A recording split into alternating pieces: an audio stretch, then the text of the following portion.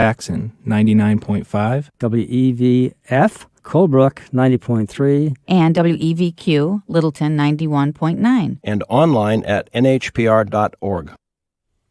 From New Hampshire Public Radio, I'm Peter Biello, and this is the Weekly New Hampshire News Roundup on the Exchange.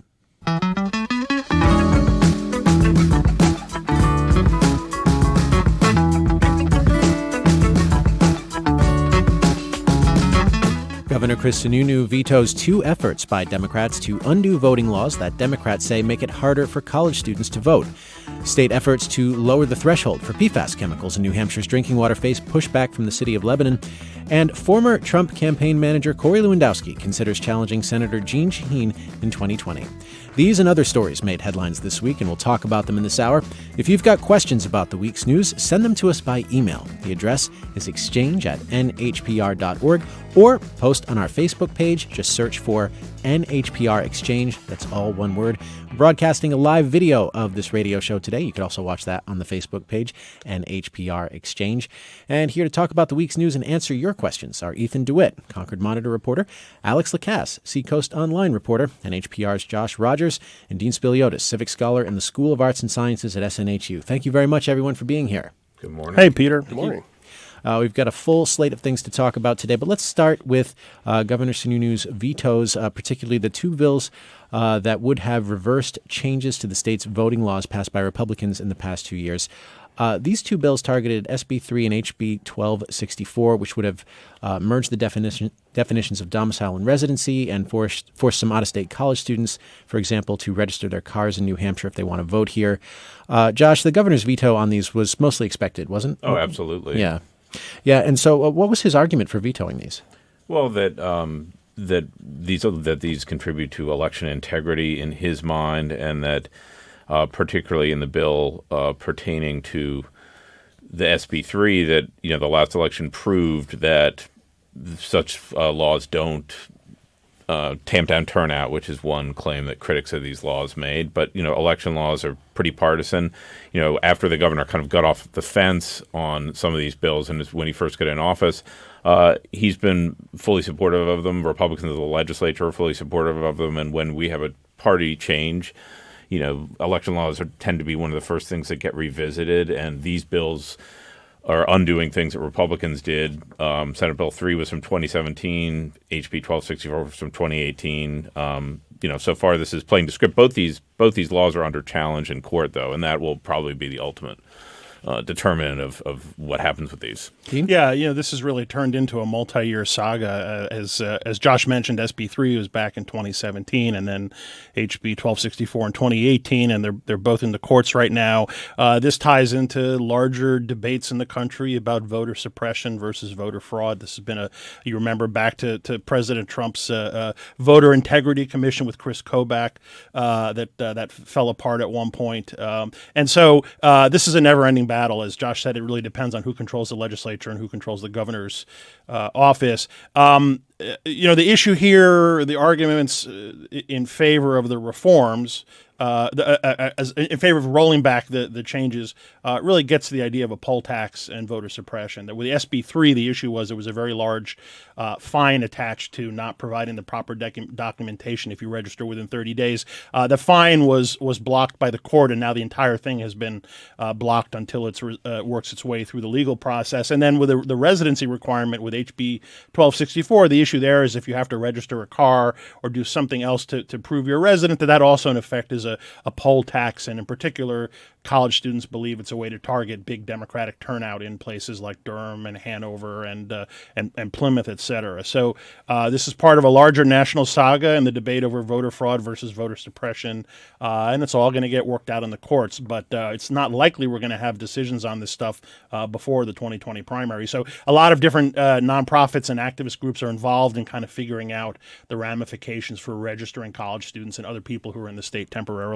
Ethan DeWitt. I just wanted to kind of point that it's as we've been saying, this is something that's happened for years. It's sort of almost incrementalist in the sense that every time one of these bills comes forward, they never kind of go fully in one direction.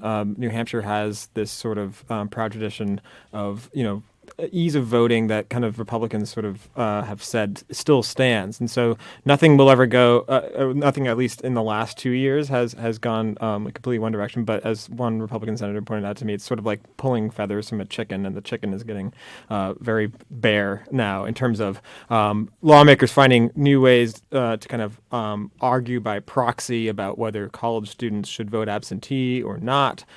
Even if these laws go ahead and aren't struck down by the court, technically college students can vote. They just also have to then be declaring themselves as a resident and have to follow laws. But there are some, there's some on the right who think it should go further and kind of. Well, in the federal court, there was a hearing on whether or not this case can move forward, and Judge LaPlante over the federal court ruled that it could. There were two issues. One, should the case be dismissed on its face, and also could the state fight to remove Bill Gardner as the defendant in the case, which was also interesting. And the argument there was, kind of to Ethan's point, was that the state was saying, well, this isn't really a voting law. This is really about motor vehicles and the duties and obligations of being a citizen. When you're registering to vote, you're declaring yourself a resident of the state. And therefore, you have to follow these other requirements. The most obvious ones are registering a car and getting a license. The ACLU and the two plaintiffs, who are Dartmouth College students, and the Democrats say that, as Dean said, amounts to a poll tax. Judge LaPlante sort of indicated he wasn't necessarily buying that, but he also wasn't buying the argument that the state was making that this really wasn't about voting, since it doesn't actually change the qualifications to vote, but it's getting at this question at the back door, whether or not it creates a disincentive for people who are more transient.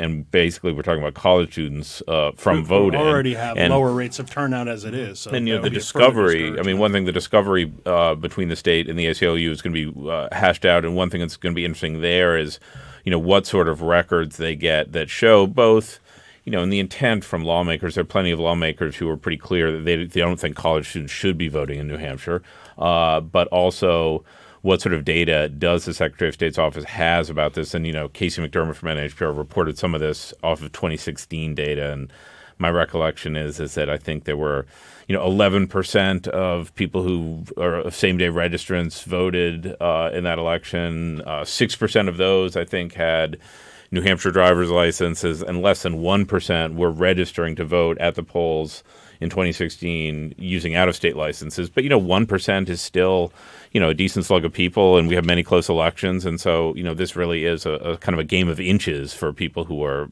in the thick of it. And I just want to kind of point out just the sheer amount that is still uncertain about specifically House Bill 1264. My colleague did an update, but we've kind of collectively as reporters in the last year since it was passed looked into the Department of Safety and the Secretary of State's office to see how exactly it would be enforced, because it's really unclear, right now. And that's, I think, to the point of making earlier. So not to go in the weeds too much, but there was a 2015 case, Guar versus State of New Hampshire, and basically the 1264 was meant to kind of remove a barrier that had been identified in that case, but the law itself did not explicitly say, it did not explicitly connect the dots in a way that would make it easy to say, oh, I vote, and thus I need to get a driver's license, and thus if I get pulled over for whatever reason and I don't have a driver's license and I voted, I'll be in some registry that will be noted by the person pulling me over. This came up in the hearing, and Judge LaPlante was asking the attorneys from the Attorney General's office, so tell me how this works on the road.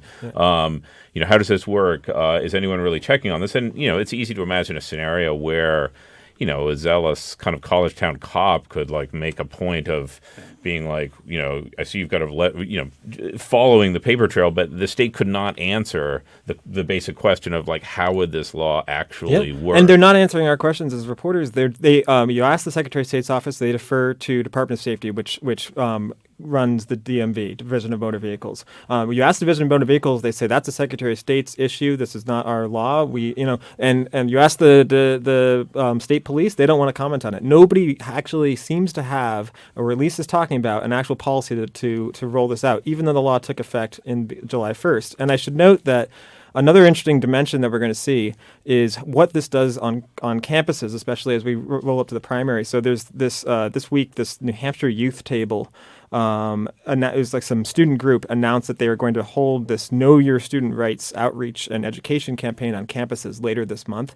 And the intent is to kind of educate students on kind of what like how they can vote and how this works. But with this new law, it's going to be very interesting to see what they say to their peers, what these student groups say, because by casting a vote, you are in effect declaring your residency under this law if it's not struck down. And whether or not that has any consequences, whether you actually have to pay these motor vehicle fines, whether anybody cares or pulls you over or gives you any fines over that remains to be seen. But I'm very interested to know what these groups are going to tell students and what the messaging will be on both sides. Well, because I'm pretty sure the group's going to tell them to register. Right. But the timetable on this, as I understand it right now, is Judge LaPlante asked both sides when they were hoping they would get some sort of resolution on this. The plaintiffs wanted a resolution before the presidential primary. It's likely to be appealed regardless of what the ruling is. So we'll see where we end up. But we should have more news on a timetable within a week or 10 days. And that's not going to slow down outside groups from being active registering students. In 2018, the outside groups, I think Tom Steyer's group spent several $1 million registering college students. So that's going to progress, right? That's going to progress. He won the Senate race for Maggie Hassan. Yeah. One of the fears is whatever this law does or doesn't do, and whether or not Secretary of State actually has a process and the Department of Safety actually has a process to penalize people who vote and then don't register their cars. Whether or not that's true, the concern that Democrats and people opposed to this law have said is that it'll create a messaging war that'll allow some of these groups to say, okay, go ahead and vote, but just so you know, here's how much it costs to register your car in Hanover, for instance. Like what depending on what model car you have, here's you can pay up to $300, $400, which is under the law something you need to do, but it's just something that people on kind of both sides of the equation are going to be using for different ends. We got a question tweeted at us from Ken Mead, and the question is, when did New Hampshire start to allow any college student at a school in New Hampshire the right to vote here? Has it always been that way, or was there a decision at some point to allow it? Josh, what do you think? I'm not sure if there was a conscious decision to allow it. I mean, traditionally, meeting the qualifications to vote has been a matter of local registration and, voting at the polls. There was a court case, Neuberger and Peterson from the 70s, when a Dartmouth college student who didn't intend to remain in New Hampshire was turned away from the polls by someone who said that, essentially the law indicated that you're supposed to remain a resident of New Hampshire, and, that was challenged, and that established the right for students, or clarified that students had the right to vote. Part of the issue there is the 26th Amendment in 1971 lowered the voting age to 18, so you had a much bigger group of potential college-age students voting, and that's when you have these challenges starting up. We have this comment from Barb in Goffstown who says, expats can vote in the U.S. Expats living abroad can legally vote in New Hampshire. Barb writes, there was a woman, a nun, who voted in 2008 in New Hampshire. She was living in Germany and hadn't lived in the U.S. since the 1950s. Everyone agrees this is legal and this is accepted. How do we reconcile the domicile question with regard to students, transients, with the above? How can we deny a student a vote based on residency when the above is allowed? So is this a common argument that you guys have heard? I mean, I haven't heard the invocation of the nun, but I mean, it's an interesting point, and it's one along the lines of what you hear from people who, kind of smell a rat in terms of the idea of, the vigorous policing of qualifications to vote. Those on the other sides can say, what is more important than ensuring the integrity of our democracy? Mm-hmm. And another question from Dan in Concord. I don't know if you've encountered this in the course of your reporting, gentlemen, but the question is, if you register your car and vote in New Hampshire, do you then get in-state tuition? That I don't know. That is something that... I've actually looked this up, and I think... I don't want to misspeak. They're under the university system in New Hampshire, you actually have to be a resident for a set amount of time until you can qualify for that. So that was brought up on the Senate floor. I remember looking into that to fact check. I can't remember what the threshold is. If it's 1 year, 2 years. Yeah, they have their own requirements. So I mean, you couldn't just all of a sudden qualify. You would have to have already established yourself before going to college. Thank you for the answer. And listeners, if you have any insight on the answer to that question, shoot us an email now. The address is exchange@nhpr.org. NHPR.org. We've got to move on to some other stories of the week, but we'll circle back to that if anyone has an answer written in by email. Senator Jeanne Shaheen, along with a few other senators, introduced a bill this week that would be a constitutional amendment to undo the Supreme Court's Citizens United decision. Senator Maggie Hassan also came out in support of it as well. Josh, this bill, no chance of passing. Well, I mean, the threshold for a constitutional amendment is higher than a bill, and given the makeup of Congress, identical efforts have failed in the past, and there's little reason to believe that the sort of time is nigh for this one. Although, polling indicates that there are certainly a lot of people who don't like the Citizens United decision, and Democrats have introduced this over and over again. Senator Shaheen is up for re-election, and I believe she sincerely favors this, but this is not likely to fly with the makeup of Congress. Alex Lacasse. Yes, so to Josh's point, the bar for passing a constitutional amendment is very high. Just look at the Equal Rights Amendment. It's stalled. It's passed 35 legislators. It needs state legislatures, that is. We need 3 more to get this passed. It's already passed in Congress.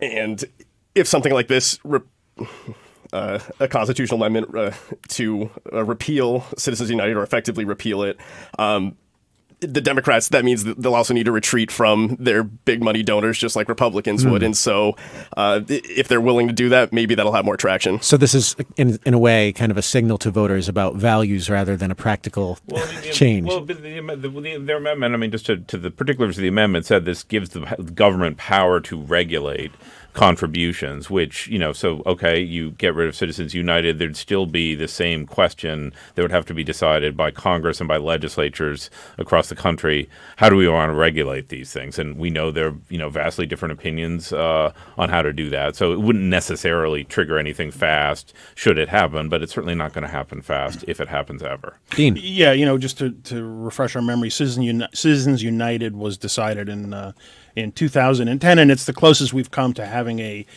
pure equation of money with free speech, and it's really kind of the part of a much longer process over 20, almost 30 years of the courts moving in this direction of increasingly deregulating spending and campaigns. And the idea of a constitutional amendment, as Alex was mentioning, it's a very high threshold just to even get it through.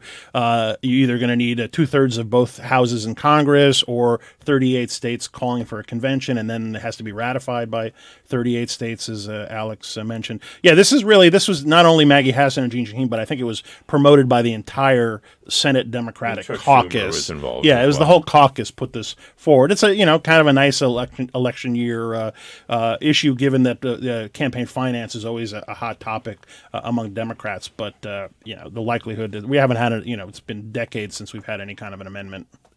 Just to your point on values, this is something that, whether it's just sort of signaling to certain values in the party over something that may not pass. I mean, look to the gubernatorial race in New Hampshire. It's not quite the same, but the swearing off of corporate donations in 2018 was something that both Steve Marchand actually was a little late to it. Molly Kelly came out the gate, and then Steve Marchand actually had to give back some of his contributions. And it was something that, whether or not this constitutional amendment ever goes anywhere, it's obviously something that Democrats feel that they need to signal to voters. And this year, we have 2 potential candidates who have not yet declared but are gathering donations, Dan Feltus and Andrew Volinsky. I believe that Andrew Volinsky has not taken much corporate money, if at all, any corporate money. Dan Feltus has so far, and there's still some talk that maybe Steve Marchand and Molly Kelly might jump back in. So whether voters care about it will be interesting.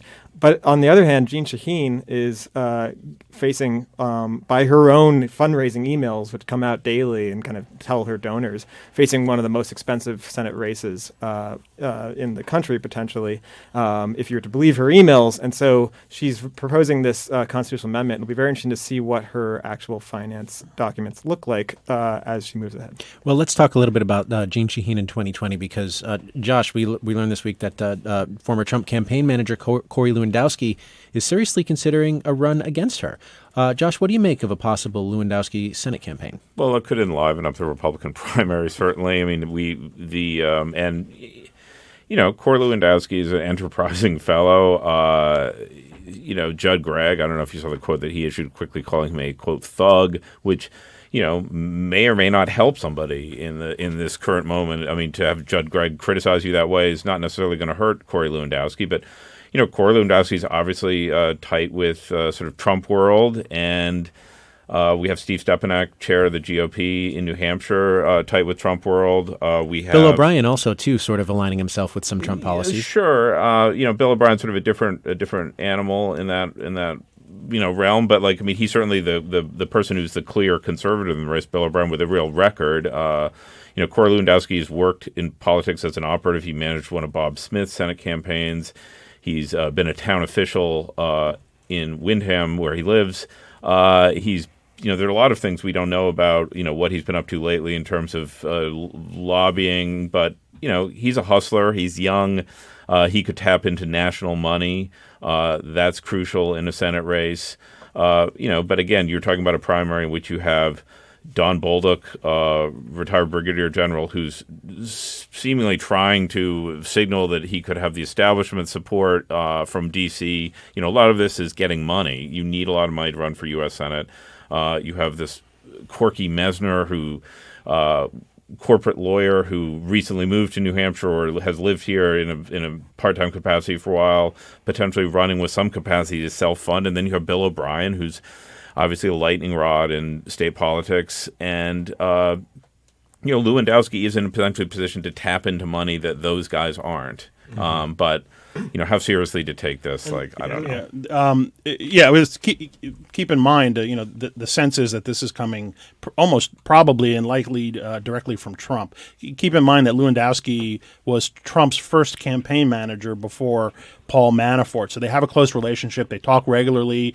I believe I saw some reporting that Lewandowski was on Air Force One, possibly with Trump on the way to the Ohio rally last night. If not, he's talked with him in the last couple days. And so this seems to be coming directly from Trump. It would be controversial. It would bring in a lot of money. It would bring in instant national visibility to the race because Lewandowski is somebody who's well known among the national media. We'll see. He says he's looking at it seriously. But it's a good way to kind of get some visibility and keep his name in the news. But it does seem to me that this is this is another example of where Trump seems to be weighing in directly in state level politics. And as a lobbyist, and there's a lot. I don't know. I mean, there are a lot of stories about him, and so we'll see. He's certainly entrepreneurial in terms of self advancement. Mm-hmm. Alex Lacasse. So Josh had brought up Lewandowski's time running Bob Smith's campaign. Lest we forget, during that campaign, he had accused Washington lawyer George Salem, who chaired the Arab Americans for Bush and Cheney, of having ties to Hamas back then. And so I think everyone else has hit on this. We know kind of Trump's main tactic as president has been deny, attack. I think if Lewandowski does jump into the Senate race, that's a real dynamic that he would bring to the Republican side and then potentially to the general. Mm-hmm. One more thing we should talk about before the break, and that is a big news item this week. A federal judge blocked the implementation of New Hampshire's work requirement for some recipients of expanded Medicaid. Ethan, what did the judge say about this? Sure. So I just want to set the scene. Basically, the way that this works is every state, when Obamacare passed in 2010, it gave states first off it made it mandatory, and then after a court decision it made it optional for states to expand Medicaid, and with that expansion it allowed a lot more people to access the Medicaid program. In New Hampshire, 50,000 people, up to 138% of the poverty level. But it also allowed for different waivers to allow the money to go for different things. So there was a movement among some conservative states, including New Hampshire under its Republican legislature, to put in a work requirement. And to do that, you need to apply to the Washington agency, CMS, Centers for Medicare and Medicaid Services, and then they review the application. Under the Obama administration, New Hampshire applied and was rejected. The Obama administration saw it not as being meaningful. Under the Trump administration, they looked at a work requirement and they said that this is all towards kind of getting to the point of health, and that having a stable career and an income all goes towards this sort of bigger idea of health. So what was up for discussion in the court, and this has been litigated in 2 other states that have imposed work requirements, Kentucky and Arkansas, is whether that's actually true and whether the federal government was using the right criteria when it determined that this was an appropriate waiver for the program. And the judge had already ruled on the first 2 states, so it was, and he had ruled against those work requirements. So the outcome was pretty much seen ahead of time. But he pointed to the definition, the Medicaid statutes, and said that the any waivers need to be for the purpose of providing health care. And he said that a requirement that you log the 100 hours a month of work in order to qualify does not meet that definition. And so that effectively vacates the rule, which means that the rule is completely done. And Commissioner Jeff Myers of the state's Health and Human Services says that they are no longer going to be enforcing it or reaching out. And I can't imagine that this was a surprise to people, given the I think it was literally the same judge on Arkansas and Kentucky that that this waiver was likely to get knocked down. What was interesting, so the interesting thing about this legally is that Arkansas and Kentucky both are moving ahead. They're already like months ahead of New Hampshire, and they're actually out the appeals process in the circuit court. So last week, New Hampshire Legal Assistance and the National Health Law Program, which is suing on behalf of these states on behalf of in the New Hampshire lawsuit, they came before the judge in D.C., the district court judge. And what was interesting is that the New Hampshire differed with the Trump administration. So both of them were trying to, the Sununu administration and the Trump administration were both trying to keep these work requirements, but the Trump administration argued you should delay this ruling until we know what the appeals court says in these other 2 states. But cases. even before the court decisions, you could see the problems that Arkansas and Kentucky were having with reporting requirements, getting a hold of people, all the same issues that even though New Hampshire tried to kind of broaden it and lessen the impact, you knew that this is where this was headed. Sure. We've been talking about this for a while now. I bring that up to say only that the circuit court decision, the appeals court decision for these other 2 states will have a huge impact. That's expected in the next few months. Their oral arguments in October. So potentially by the end of fall into winter, we'll know what those states are, which could give a very indication of where New Hampshire is heading. And New Hampshire has said that they'll continue to fight for the work requirement. In the meantime, they've suspended their efforts to reach out to people. They said they've been trying to go door to door to reach these people who failed to comply with the work requirement for the first month, but that effort is suspended pending what happens in court. We'll have to leave that part of the conversation there. We're going to go into a break shortly. I want to thank NHPR's Josh Rogers for being with us in this part of the program. Thanks, Josh. You're welcome. Listeners, thanks very much for sending in comments. Nancy from Durham, hearkening back to our conversation about voting laws, she says, it's my understanding that the town of Durham encourages students to think of themselves as being part of our community and supports their right to vote here. And the UNH website says to be an in-state student, your parents basically have to also be in-state residents. So that's from the UNH website. Listeners, this is the Weekly New Hampshire News Roundup. Stay tuned for more.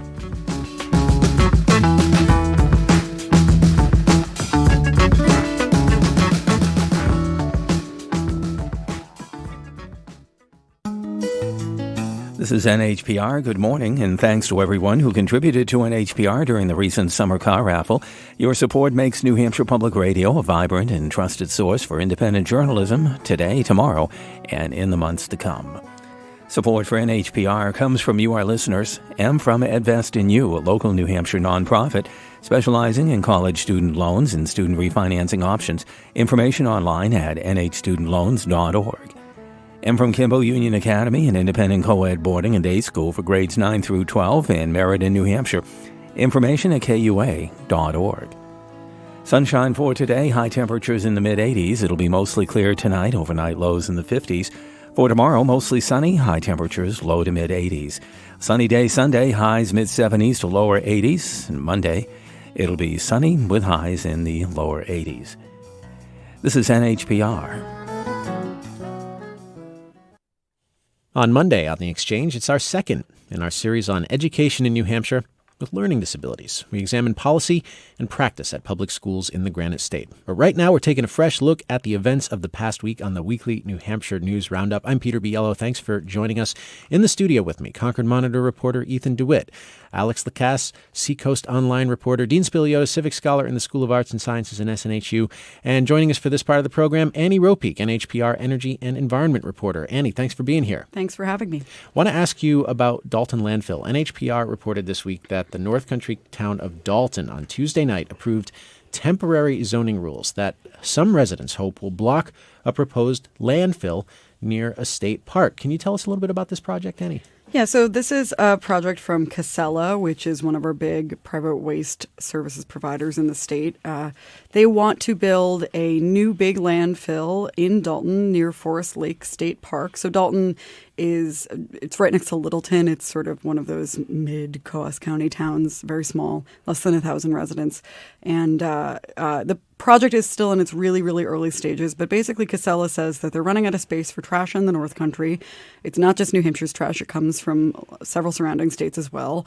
And they have a landfill in Bethlehem right now, but they say it's nearing capacity. And that town has twice denied their bid to expand that landfill. So this is their next bet, that they can just build a brand new landfill, which is a rare thing in the Northeast especially. To have a brand new landfill. Yeah, and this is on what Casella has described as a greenfield site. It's sort of a partially industrial use site, partially forested, but it's a private parcel that is partially used for a gravel pit, and then Casella has an option to purchase agreement with that owner to build it in another part of the lot. So do residents of Dalton feel sort of wary about this because it's near a state park, or just because it's in Dalton altogether? I think both. I think, the state park thing certainly doesn't help, and it's a small town, and that's really the main, it's one of their main things that they sort of treasure about the town. It's beautiful. I was up there this week. It's one of those classic lakes surrounded by mountains, and there were people swimming and barbecuing on a weekday night, and so people are worried that the landfill will pollute groundwater, that it will pollute that lake and depress tourism, that it'll depress property values, that there will be tons of extra truck traffic coming in and out of the landfill site. And, this isn't happening just in people's imaginations. Like, they're pointing to Bethlehem, which is right next door, to say all of this has happened at their landfill. And in fact, that landfill is under a federal lawsuit for water contamination in the Ammonoosuc River. So these are real concerns. That said, Casella is very clear that they are facing a really long state permitting process. These things are not easy to get permitted, and that in theory, DES, the Department of Environmental Services, is going to ensure that all of the necessary environmental protections are there. Yeah, Annie, I'm interested from the reporting I've read. It does, as you just mentioned, sound like this is a real long haul in terms of getting it built. And that the town is really mobilizing early in the process. Do you have a sense that this is going to turn into like a mini Northern Pass, 10 years of litigation, et cetera? Or is Casella in a position to kind of drop it if they feel like it's going down that road? How committed are they? Yeah, that's a really interesting question. I've been trying to suss out whether this is just sort of a strategic move to try to make the Bethlehem landfill expansion seem more appealing to people up there, or if this is the real deal. And I think it does kind of remain to be seen. I mean, Casella, they walked that line of saying we're really, really early in the process. Like, you don't need to worry about it yet. But also, nothing you're doing precludes us from pursuing this, and we're going to pursue this in proper channels. Meaning just because they changed the zoning laws temporarily doesn't mean they have to stop their efforts. Yeah. So to talk about the zoning for a second, what had happened is that Dalton is one of the very few towns in the state, or was until this week, that had no zoning, no sort of full-scale zoning ordinance on the books. And that was one reason that Casella has stated they wanted to build the landfill there, because it would be easier to get permitted. There aren't as many local obstacles. The way that locals found out about it was Casella came to the planning board trying to change a setback so they wouldn't have any abutters to notify. So, they didn't start out on the best of terms. And now this zoning ordinance, which passed 154 to 129 at this special town meeting on Tuesday, is just boilerplate language from the state. It's super preliminary and basic. It gives the town a couple of years to decide on putting something more permanent in place. But it basically means that any large construction project is going to need special town approval going forward until they decide on a different set of zoning rules. And so that does mean that Dalton, in theory, will have more of a voice in whether this project moves forward. And Casella has said they're still going to pursue it, but I think this is not the only way that people are planning to fight this project. And there are plenty of nonprofits in the region, too, that fight landfills kind of as their main thing. And so I think we can expect to see this drag out quite a bit. Mm-hmm. And so when might Dalton have to put some kind of permanent zoning laws in place? So they have 2 town meeting cycles to do it, which gives them until March of 2021. And they could decide to vote to not have any more zoning. I mean, they could just cancel this decision basically by having the permanent vote be to do away with zoning. They also could just adopt this ordinance permanently, or they could write their own rules, which it sounds like they're interested in doing. In fact, their master plan says the town should have zoning. And so the planning board sounds pretty ready to put something together on this and put it back to another town vote in the next couple of years. Also in the news this week, and we'll turn to Alex Lacasse for this. Alex, you reported that there have been reports of people driving by Phillips Exeter Academy students in Exeter and shouting racial slurs and taunting them and throwing cigarette butts at them. So tell us about this, Alex. What's going on? Yes, so this probably began early in July. Exeter police had fielded reports from 6 different students spanning 4 different incidents just in July alone. And right now, the police chief has issued a letter to the community. He wrote an op-ed in Seacoast Online saying that this behavior is not tolerated in any way, shape, or form. And they're asking for the community for help in identifying people who have been saying these things to these students. They were unable to provide any kind of identifying information like license plates or anything. And certainly... as regrettable as it is, or maybe there's certainly a First Amendment issue. It's not illegal to be racist, though. The flip side is, the First Amendment allows us, to call out this vile racism. So right now, in his letter, the police chief Stephen Poulin has said he's prepared to work with the New Hampshire Attorney General's office to potentially examine, certainly throwing a cigarette butt at someone and, if the embers land on them, that could be considered, some form of assault. And so they're prepared to elevate and potentially investigate these as hate crimes. And we're thinking this is the perpetrators, whoever these people are, just it's one person or a group of people, the same people over and over again, or different groups of people happening to start doing the same stuff. Right. Based on my reporting, it seems like it's at least more than one person. And since the students really didn't have much information to go on, it seems like it's at least been a group of people. And as I spoke with Ken Mendes, he's the executive director of Exeter's Racial Unity Team, and he said that these problems go way back as far as the PEA students coming in. They're coming in from all over the world. It's certainly a very diverse campus, and especially more so in the fall when the normal school year picks back up. These are summer school students.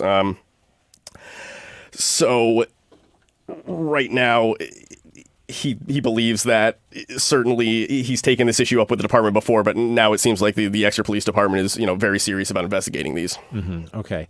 Also in the news this week, the driver of a truck that crashed into a group of motorcycles in June was on drugs at the time of the accident. That's according to the Boston Globe, which obtained a previously unreleased report on the crash. 23-year-old Vladimir Zukovsky has pleaded not guilty to 7 counts of negligent homicide.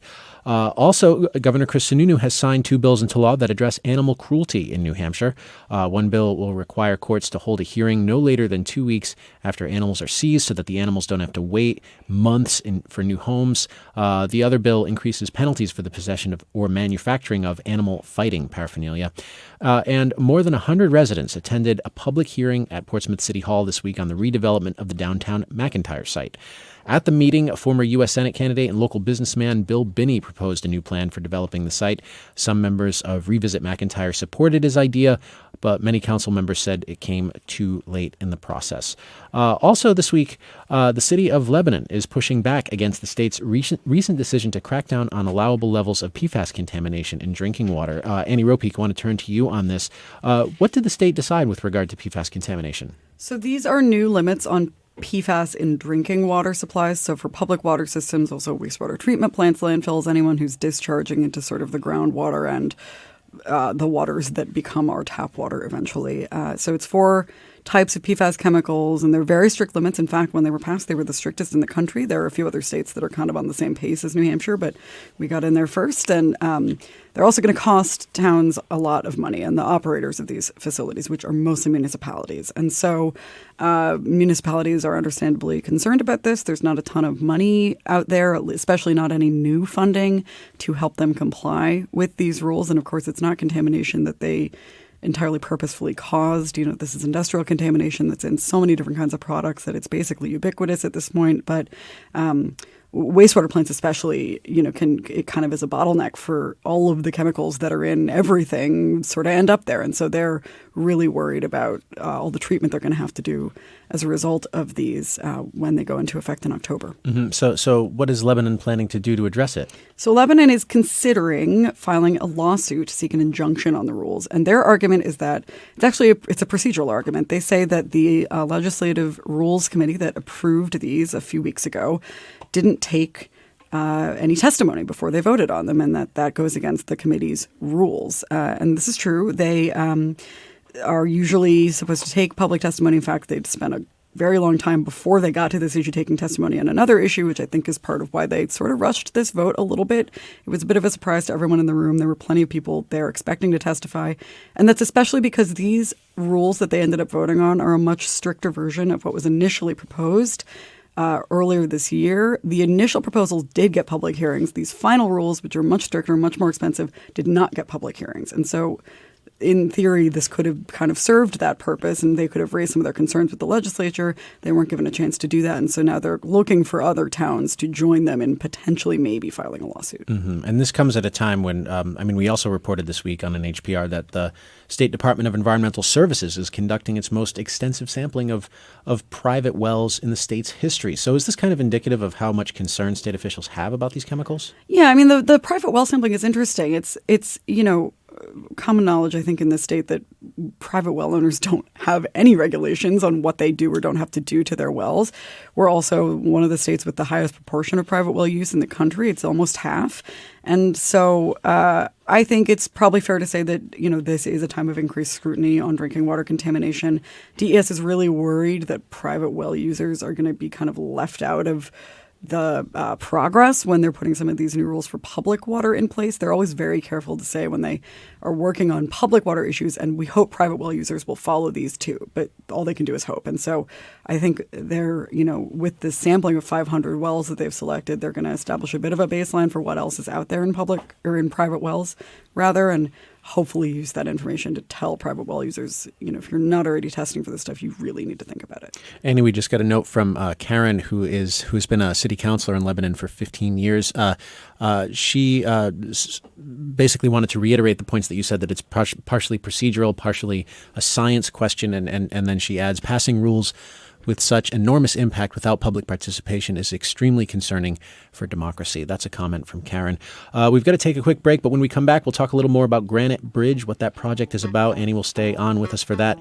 This is the Weekly New Hampshire News Roundup on NHPR. If you've got questions or comments about the week's news, please do send us an email. The address is exchange@nhpr.org. I'm Peter Biello. We'll be right back.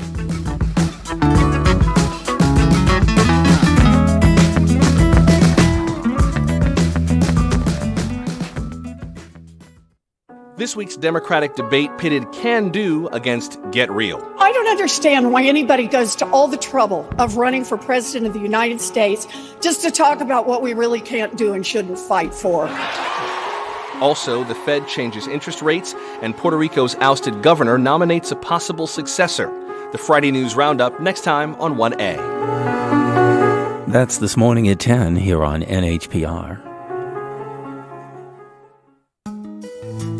Support for NHPR comes from you, our listeners, and from Girls at Work, empowering girls through teaching them to build with power tools and promoting a world where every girl feels confident and capable.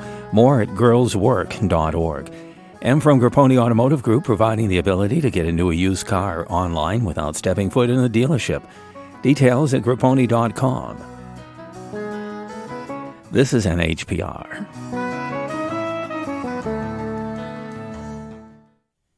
This is the Weekly New Hampshire News Roundup on the Exchange on NHPR. I'm Peter Biello, here in the studio with Concord Monitor reporter Ethan DeWitt Annie Ropeik of NHPR, Alex Lacasse of Seacoast Online, and Dean Spiliotes, Civic Scholar in the School of Arts and Sciences at SNHU. And with you, we're talking about the week's news. We'd love to hear from you. Shoot us an email if you've got a question or a comment. The address is exchange@nhpr.org. Annie, you reported this week on Granite Bridge, which would be a natural gas pipeline following Route 101 underground between Manchester and Stratham. It's actually Exeter. I got that correction this morning. They've changed the route. I'm so sorry about that. That's okay.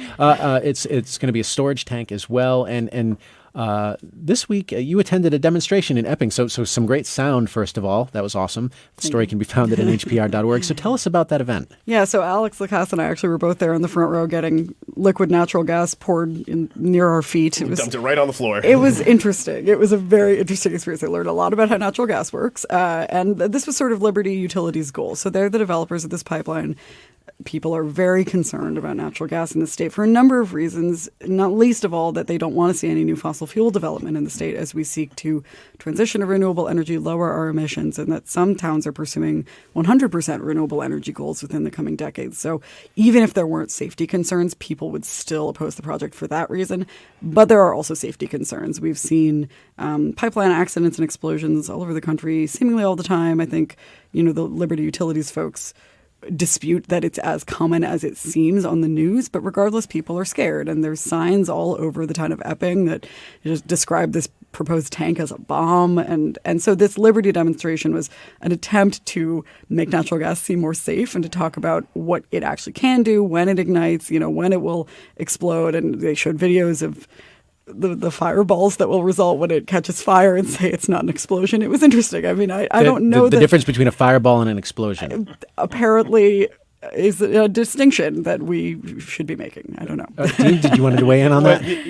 Not so much on the science, although I think that was an interesting kind of public relations move to show that when you liquefy it, it may in some way be safer. But we've talked about pipeline development on the Roundup for probably 5 years or so, and it's just been a non-starter in recent years in the state. And if private interests come in, they have to deal with all the different individual towns, and it becomes a real kind of a morass legally.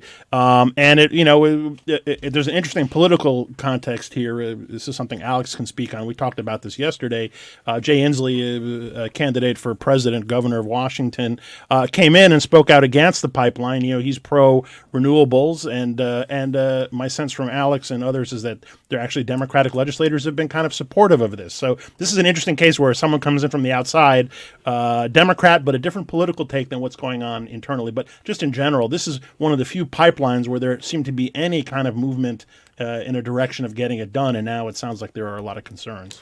Right, and to Dean's point, I think some of the momentum behind this pipeline specifically, it's going to be the first project of its kind utilizing the state energy infrastructure corridors, so building any kind of energy infrastructure within the right-of-way of major highways, Route 101, Route 95, Route 93. So a big claim that Liberty Utilities has been making is that in 20 years over the life of the project, that this will actually reduce emissions by, I think they said 1 million tons over 20 years, because their customers on the Concord lateral line will be burning less heating oil, and so they have access to cleaner fuel. And so certainly I think as this project keeps going, keeps developing, and the application moves to the site evaluation committee, I think those numbers, it's our job as reporters to certainly scrutinize them. Annie. Yeah, the Jay Inslee opposition this week was interesting because I think it really speaks to the fossil fuel argument here that no new fossil fuels is the goal for a lot of progressives right now. And so that even if it is better than heating oil, and certainly this is a region that uses more heating oil than most states, that it's almost symbolic that just building any new fossil fuel infrastructure is not progress in the right direction as far as climate goals, and that's powerful. I mean, a lot of the people I talked to outside, I literally talked to a woman who said, even if I could be convinced that it was safe, I still don't believe that building infrastructure like this is safe for the planet, and it's just not the direction we should be going. So a couple of things that Liberty Utilities will have to overcome if they want to plan this. So the permitting process, years and years? I think that they're at the Public Utilities Commission right now. I think they say that approval or the decision there is expected probably early next year, maybe, and then it would go to the site evaluation committee, which, as we've seen, those can take years and years. Sometimes not. I mean, it sort of depends on what comes up in the permitting investigations and sort of the analysis of state agencies to look at, is this a good project? What are the conditions? What are the risks? And, we see oftentimes long series of hearings and public input sessions leading up to the approval of these. So certainly no movement on this before next year, if not longer. Another thing that we've been reporting on this week was in the news this week, and it's been affecting us all really. And Alex, you wrote about this for the Seacoast Online, is that it's just been really hot. But unusually so, right? I mean, it's the heat index hottest July in recorded history. Hottest July, August. I don't know how August is going to look. Personally, I like the heat, but that's not about my feelings. It's about the science here. Is it part of a larger trend, Alex? According to the Union of Concerned Scientists, in a report they put out in the last couple of weeks, it is that way. So I guess just for some background, New Hampshire has averaged 0 days per year with a heat index of 100 degrees historically. And that's less than 10 days a year with a heat index over 90. And just for reference sake, the heat index is factoring in relative humidity. It's the feels like temperature. A couple weekends ago when you step out of the shower and you're just not dry all day because you're just soaking through your clothes.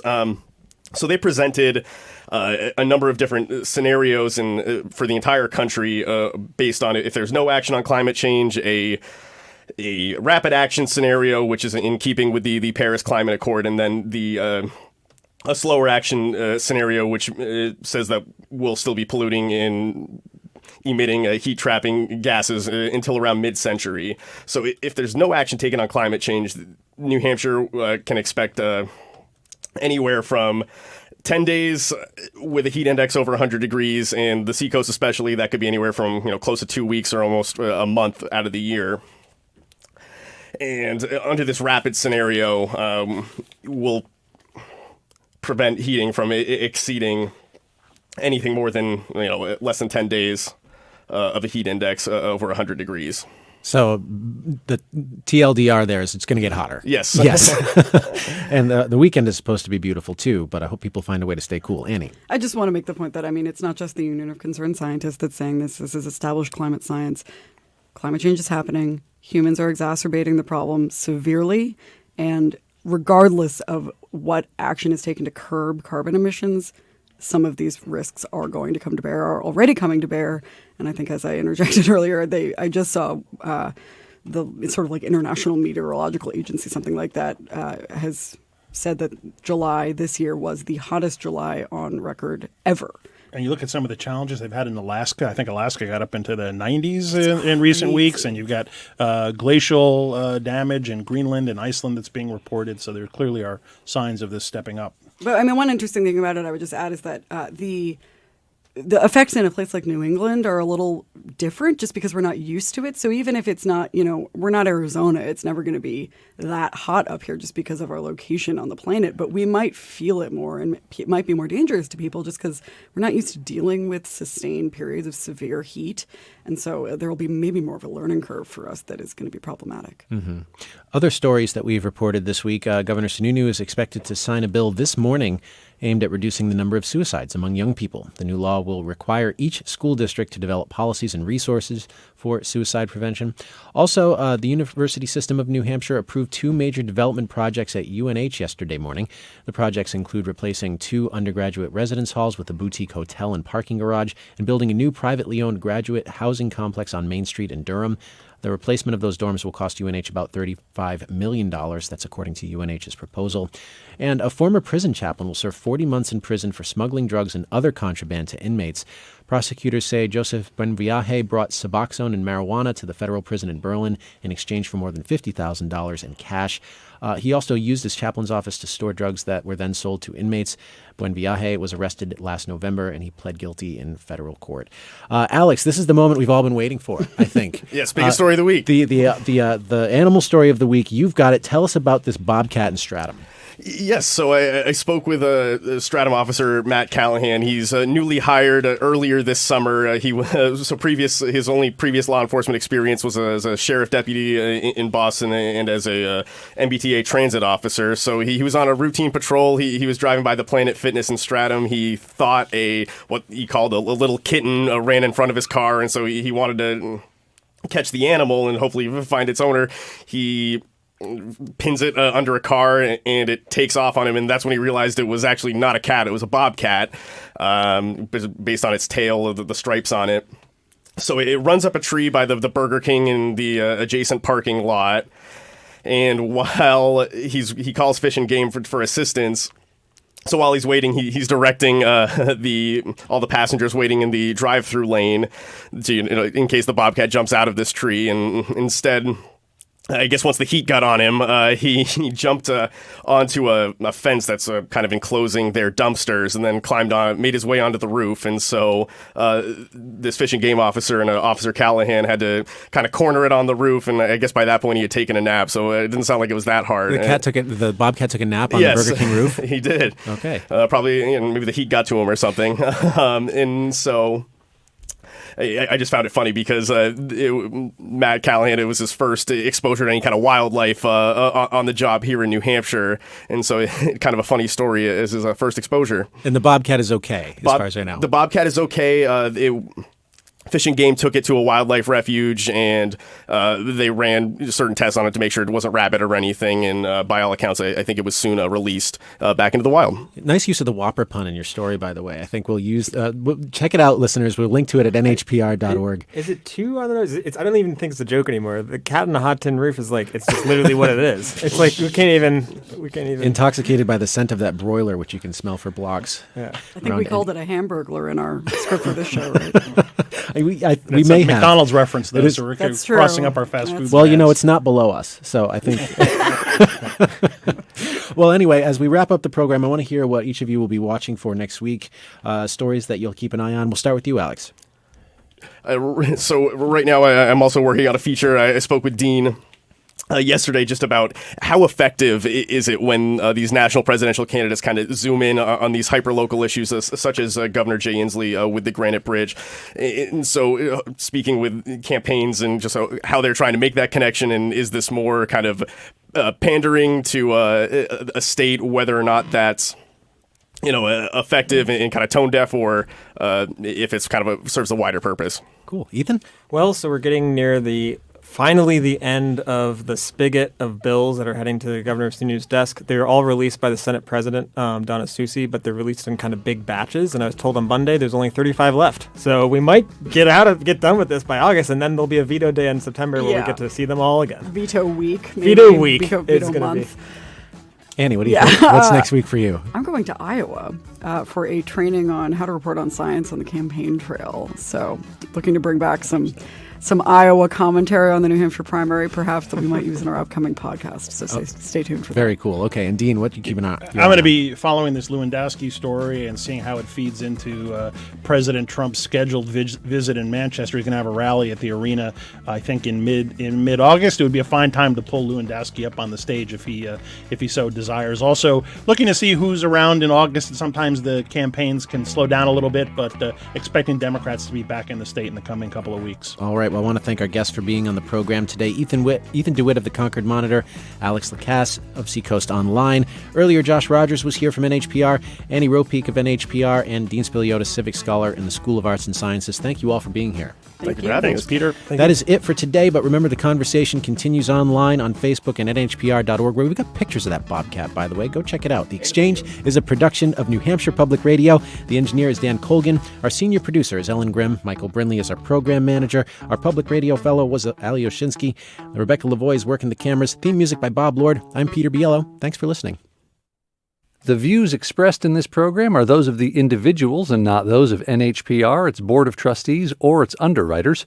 If you missed part of today's program, listen to The Exchange anytime at nhpr.org or subscribe to our podcast. Search Apple Podcasts, Google Play, or Stitcher for NHPR Exchange.